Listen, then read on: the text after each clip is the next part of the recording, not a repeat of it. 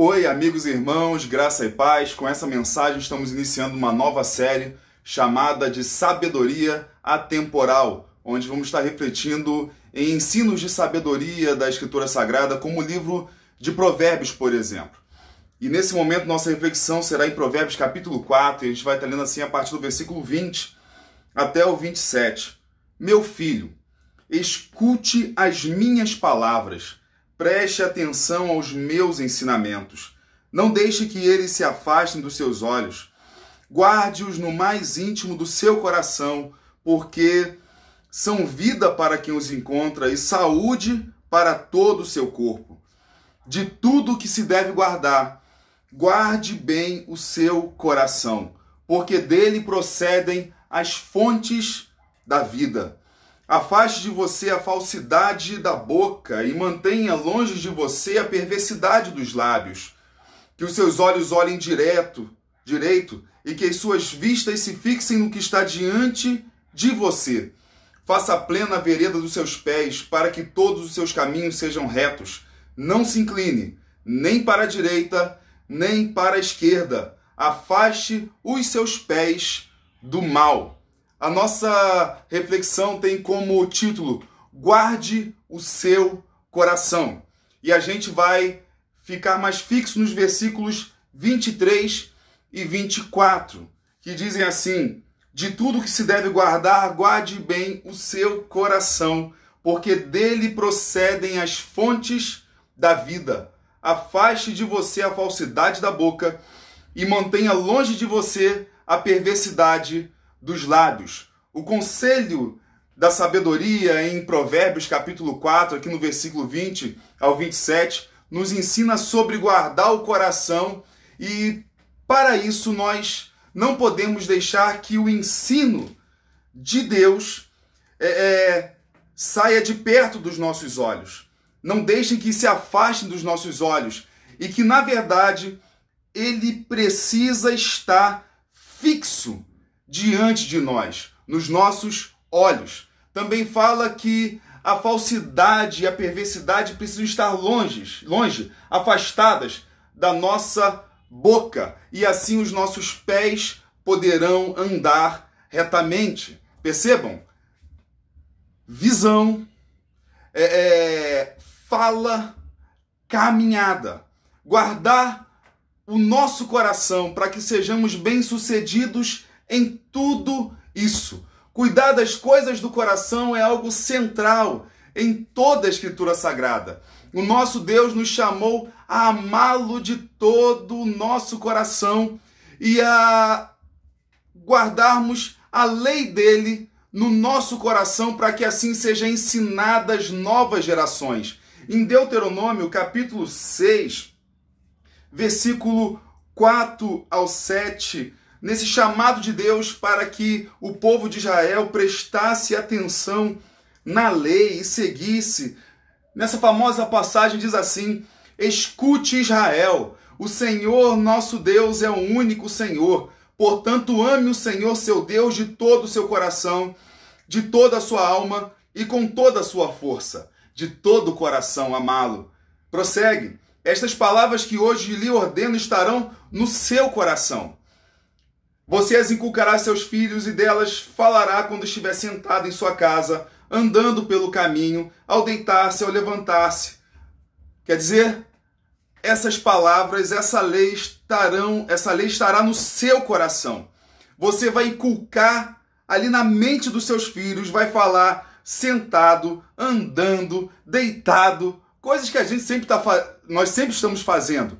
Inculcar na mente dos filhos, mas que primeiro precisa estar no nosso coração. Por isso que no ensino da sabedoria em Provérbios diz aí: de tudo que se deve guardar, guarde bem o seu coração, porque dele procedem as fontes da vida. Nós chamamos de coração a sede dos nossos sentimentos, emoções, pensamentos, vontade, escolhas e etc. Por isso que ele tem uma posição central na nossa existência, muito semelhante a este órgão que nós temos no peito, a qual chamamos também de coração, a qual bombeia sangue para todo o corpo, para os outros órgãos do corpo, de maneira que O mau funcionamento do coração prejudica todo o corpo, as funções dos outros órgãos do corpo. Se o nosso coração morrer, o corpo morre. E aí diz, né, do coração procedem as fontes de vida. Por isso que esse coração, sede dos pensamentos, é muito semelhante ao coração, órgão do corpo. E eu diria que o amor é algo central no coração, envolvendo ele por completo, e parece existir uma forte conexão entre o amor que está no coração, como sede dos pensamentos, fazendo influenciar no coração o órgão do nosso corpo. Por exemplo, meu coração bate forte pela minha esposa. É algo que está no meu sentimento, na minha emoção, nos meus pensamentos, interfere nos batimentos cardíacos do meu corpo. E assim acontece com todo casal que se ama. Há uma grande dependência, então, do que é ou que será a nossa vida a partir do que está no nosso coração. Por isso que é essencial observar isso, porque o que anda no nosso coração afeta toda a nossa vida e afeta tudo ao nosso redor, principalmente a nossa família. Por isso precisamos guardar e refletir bem e colocar o nosso coração numa posição de extrema importância. Precisamos buscar crescer em sabedoria para guardar o nosso coração. E eu diria, essa sabedoria no coração, aprendendo acima de tudo com o nosso Senhor Jesus Cristo, o mais sábio de todos os homens, aquele que é homem e é Deus. Porque a verdadeira sabedoria nos conduz a guardar o coração, evitando a maldade que corrói e destrói toda a nossa existência. Jesus nos ensina algo preciosíssimo sobre o coração. Aliás, Jesus ensinou muitas coisas preciosas sobre o coração. E quando acusaram Jesus por causa que os discípulos dele não estavam seguindo as tradições dos anciãos e estavam comendo sem lavar as mãos, nós recebemos de Jesus um poderoso ensino. Está lá em Mateus, capítulo 15, versículo 16 ao 20. Jesus ensina o seguinte: Jesus, porém, disse: também vocês ainda não entenderam? Não compreende que tudo que entra pela boca desce para o estômago e depois é eliminado? Mas o que sai da boca vem do coração, e é isso que contamina a pessoa. Porque do coração procedem maus pensamentos, homicídios, imoralidade sexual, prostituição, furtos, falsos testemunhos, blasfêmias. São estas as coisas que contaminam a pessoa, mas o comer sem lavar as mãos não a contamina. Líderes religiosos preocupados com a tradição, preocupados simplesmente com o ato de lavar as mãos antes de comer, como se isso pode fazer parte da higiene, mas como se fosse fazer parte da vida moral e a nossa existência de agrado ao nosso Deus. E aí Jesus diz que o que contamina o ser humano não é o que entra, mas o que sai. Porque do coração, percebam o que Jesus fala, procedem maus pensamentos, homicídios, imoralidade sexual, prostituição, furtos, falsos testemunhos, blasfêmias. Parece que o coração voltado para o mal é uma arma de destruição em massa. De maneira semelhante a este ensino, nós temos algo também maravilhoso que nos leva ao confronto com o nosso ser. Em um ensino na carta de Tiago, no capítulo 3, versículo 13 e 14, Tiago diz assim, ele faz uma pergunta: quem entre vocês é sábio e inteligente? Quem é sábio e inteligente?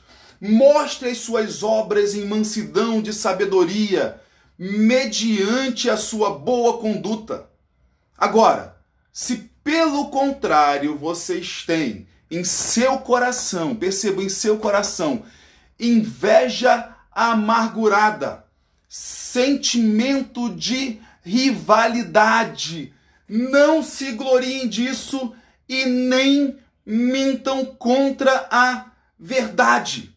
A mensagem de Jesus, voltando lá, sobre o que contamina é o que sai, nos leva à reflexão de quanta maldade tem origem no nosso coração e que se estas coisas não forem eliminadas no nosso interior, vão nos destruir e vão destruir os que estão ao nosso redor. O que nós mesmos causamos. Enquanto o ensino de Tiago nos leva ao fato de que há pessoas que estão humilhando as outras, pisando nas outras, se achando as pessoas mais inteligentes, mais sábias, mais bondosas, mais santas, mais generosas, mais inteligentes. E aí Tiago então pergunta: quem é sábio e inteligente? Não adianta apenas dizer que é. Mostrem mansidão de sabedoria.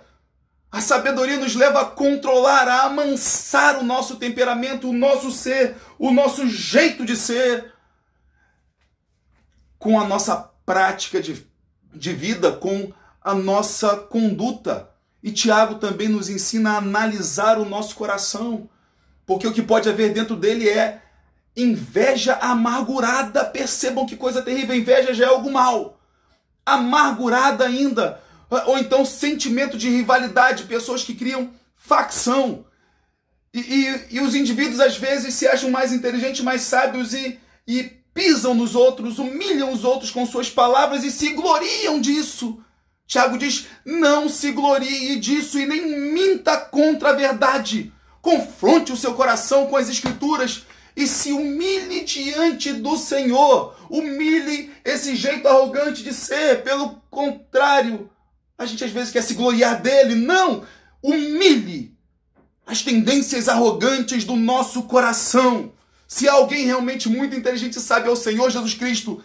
E ele foi o mais humilde de todos. O ensino aqui, por isso que ele diz que do coração procedem as fontes de vida. Se ele for sábio, se ele for bom, do contrário, ele pode matar. Uma sabedoria segundo Jesus, conforme Jesus, traz vida. Provérbios, agora no versículo 4, no versículo 24 do capítulo 4, ele prossegue dizendo: afaste de você a falsidade da boca e mantenha longe de você a perversidade dos lábios. Um verdadeiro câncer que nos destrói é o mau uso da língua. Afaste de você a falsidade da boca, mantenha longe de você a perversidade dos lábios. Eu fico a me perguntar, por que é tão difícil nós obedecermos mandamentos tão claros com relação à nossa língua? Eu acredito que seja devido ao nosso coração pecador sentir tanto prazer numa conversa maldosa, em falar mal dos outros, que parece para nós ser algo comum, extremamente atraente. É interessante que eu algumas vezes pregando, eu perguntei assim para as pessoas que ouviam: quem nunca falou mal de alguém pelas costas? Levanta as mãos. Levanta a mão, você que nunca falou mal de ninguém pelas costas. E normalmente ninguém levanta a mão. Achei interessante que uma vez uma criança levantou. Mas, amém, criança é criança. Mas ninguém levanta a mão, porque todos admitem que em algum momento da vida falaram mal dos outros pelas costas. E aí então eu pergunto depois, então por que a gente fica com tanta raiva, chateados quando a gente descobre que alguém fala mal da gente? Que na verdade a gente ainda precisa aprender a não fazer com os outros aquilo que a gente não quer que façam com a gente. E a gente percebe como essas coisas da língua chateiam a gente porque somente causam destruição. Como falei anteriormente, parece que a língua é uma arma de destruição em massa. E a gente vive então contando mentiras para nós mesmos, como que o que sai da nossa boca e que está no nosso coração fosse justiça, fosse verdade, fosse algo realmente de bom pela santidade que é na nossa vida. Então Jeremias capítulo 17, versículo 9, ele diz pra gente nessa palavra profética: enganoso é o coração, mais do que todas as coisas, e desesperadamente corrupto, quem poderá entendê-lo? E a gente sabe o seguinte, só há um que pode entendê-lo, o nosso Deus, porque é Ele que sonda os nossos corações. Então Jesus ele nos alerta sobre um mal terrível, que é tentar, por exemplo, enganar a Ele com as nossas palavras. Sendo que, na verdade, o ser humano engana apenas a si mesmo. Jesus, em Mateus capítulo 15, a partir do versículo 8, Jesus disse assim, repetindo uma profecia de Isaías: este povo me honra com os lábios, mas o seu coração está longe de mim. Em vão me adoram, ensinando doutrinas que são preceitos humanos. É hora que a boca fala algo que ela, na verdade, não vive. Este povo me honra com os lábios, mas o seu coração está longe de mim. É a adoração falsa, que não retrata o que de fato há no nosso coração. Jesus, e outra vez, também fala que nem todo aquele que diz Senhor, Senhor entrará no reino do Pai dele, mas apenas aquele que faz a vontade do Pai. Não adianta apenas dizer com palavras, tem que ser com o nosso ser, com a nossa existência, e a palavra vai descrever aquilo que de fato nós somos. Mas se a boca fala do que o coração está cheio, como Jesus disse, e ao falarmos palavras de adoração a Deus, que a gente, na verdade, o nosso coração não adora, a gente adora a nós mesmos, a gente está dizendo falsidade, porque o nosso coração está cheio de falsidade. E Provérbios diz aí, para guardarmos o nosso coração: afaste de você a falsidade da boca, afaste, mantenha longe a falsidade da boca e a perversidade dos lábios. Então eu creio ser muito importante nós pensarmos nas coisas do coração. Em nossos dias aqui na nossa nação, no Brasil, vivemos dias de muita violência e que parecem fazer crescer a indiferença, o que entra de uma maneira bem clara em conformidade com o que Jesus disse acerca do princípio das dores, lá em Mateus 24. E a gente cita Jesus direto porque ele é a fonte de toda a sabedoria. Mateus 24, versículo 9, ele diz assim: vocês serão entregues para serem maltratados, e eles os matarão. Vocês serão odiados por todas as nações por causa do meu nome. Nesse tempo, muitos hão de se escandalizar, trair e odiar uns aos outros. Muitos falsos profetas se levantarão e enganarão a muitos. E por se multiplicar a maldade, o amor se esfriará de quase todos. Percebam, ele diz que muitos hão de se escandalizar, trair, odiar uns aos outros, a igreja sendo perseguida, falsos profetas se levantarão e enganarão a muitos, isso nós vemos por aí direto, e por se multiplicar a maldade, o amor se esfriará de quase todos. Percebam, Jesus não está dizendo que o amor se esfriando, a maldade aumenta, não. Devido ao aumento da maldade, o amor se esfria. E aí a gente precisa cuidar do nosso coração, porque diante do crescimento da maldade há uma forte tendência à omissão e a gente se justificar nisso. Percebam, é como se fosse o seguinte: eu vou gastar meu tempo para ajudar pessoas que não querem se ajudar. Eu vou deixar de estar com o meu tempo com a minha esposa, namorando com a minha esposa, desfrutando do nosso amor, para estar na casa de pessoas, de casais que não querem se ajudar, que não querem se amar, para tentar restaurar casamentos de pessoas que não estão nem aí para eles mesmos, não estão amando mais um ao outro. Eu deixar meu tempo, já me programei para maratonar uma série no Netflix e eu ir para ajudar crianças, onde nem mesmo os pais querem fazer alguma coisa por elas. Eu fazer alguma coisa, eu ajudar quem não quer receber ajuda, eu deixar de ir no shopping, fazer um passeio com a minha família, com meus amigos, deixar de ir no cinema para ajudar gente que não quer ser ajudada nessa geração de pessoas mesquinhas, onde a pessoa não está nem pensando na própria família. Irmãos, na igreja nós temos tias maravilhosas que se preocupam com os filhos de pessoas que nem elas mesmas estão preocupadas com a salvação de seus filhos, mas outros estão. nesse crescimento de maldade e amor que se esfria, o que acontece? Muita gente pensa assim, não, se nem aquele pai e aquela mãe está preocupado com a salvação eterna de seus filhos, sou eu que vou ter que ficar gastando meu tempo, minha dedicação para ensinar filho dos outros a amar Jesus, se nem o pai e a mãe quer fazer isso. Mas aí a igreja não pode seguir nessa linha.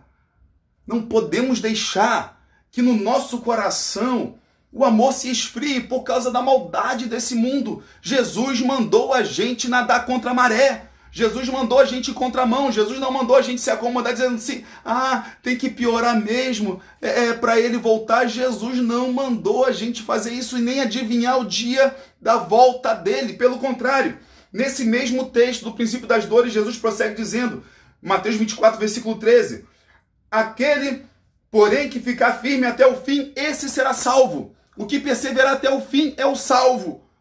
E será pregado este evangelho do reino por todo o mundo para testemunho a todas as nações, então virá o fim. O que Jesus manda não é a gente ficar acomodados, deixando as coisas piorarem e viver essa profecia de que em nós o amor vai se esfriar. Não na igreja, a gente não pode deixar isso acontecer com a gente. Jesus alertou justamente para que a gente lute contra essa tendência. Então a gente precisa cuidar de nós mesmos para então abençoar outras pessoas, cuidar do nosso coração para então abençoar outras pessoas pregando o evangelho, que é a esperança para este mundo mau e caótico. É a única esperança de vida, por isso que Provérbios capítulo 4, versículo 23 diz que do coração procedem as fontes de vida. A gente precisa que o nosso coração bata forte por Jesus e viva para ele. Assim a nossa língua vai transmitir o amor e a vida em Jesus neste mundo de ódio e morte. Jesus nos ensinou a não vivermos assim então nesse mundo ansiosos. Guardar o coração também é ouvir Jesus e confiar nele. Ele se preocupou a ponto de viver para a gente e morrer para a gente e ressuscitar para a gente e subir aos céus para reinar num reino a qual agora fazemos parte, a qual ele vai voltar para nos buscar e restaurar todas as coisas. Jesus diz lá em Lucas capítulo 12, no ensino sobre ansiedade, Lucas 12, versículo 31 ao 34.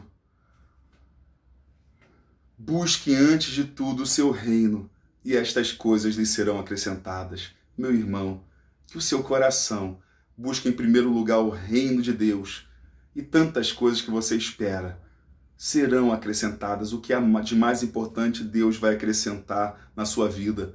E no versículo 34 ele diz, porque onde estiver o tesouro de vocês, aí estará também o seu coração.